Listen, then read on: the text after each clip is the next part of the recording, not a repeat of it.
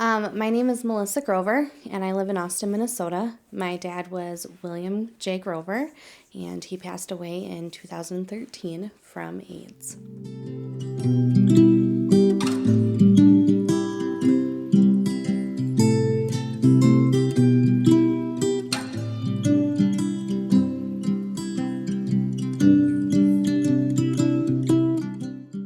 My dad was that quirky, big guy that always made you laugh.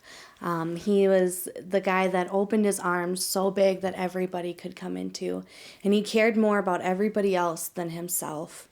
And he was just kind of the guy that you'd be like, wow, I wish that I could be that. Like, I want to be that loving person. And your darkest days, he could make them shine so bright. This is my wedding, and it's funny because we knew something was wrong with my dad at this point because he started losing weight like crazy. He thought he was just eating better, but we kind of knew that something was going on, and this was in August of 2012, and he passed in October 2013. Watching my dad die of AIDS was ugly, and it was brutal. I mean, AIDS took no remorse for my dad. I watched him go from 300 and some odd pounds down to like nothing. And the biggest thing that I would want people to be aware of is my dad was still a person. He was still my dad. He still busted his butt for those around him.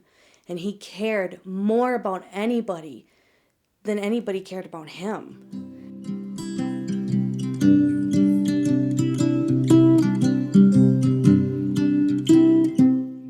Yeah, so we were talking about, is it okay to share your story? Do you want people to know? And he said, for Pete's sake, put it on a bumper sticker or wear it on a t-shirt. I don't care.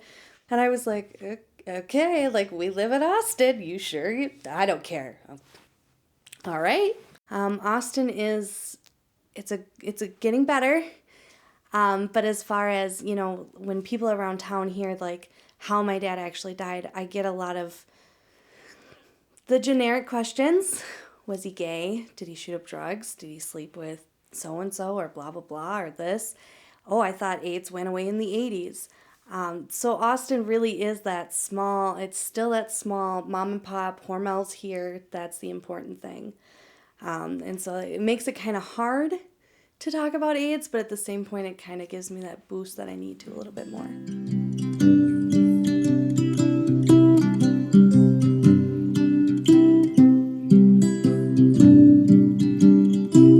This will be my first time walking, and I'm really, really excited. And I'd kind of like thought about it before, but I just wasn't there. And I'm glad that I've waited because losing a parent is really, really hard. But losing your parent to something so ugly, it takes, I think, a little bit longer to get over. And I'll never be completely over it, but I'm starting to get peace.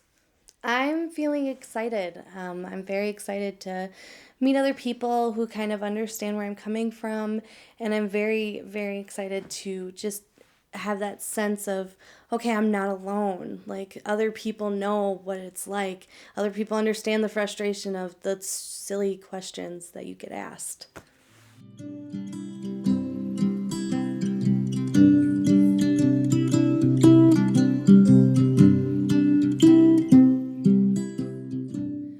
And again, I've said it before, it happened in Spamtown, USA.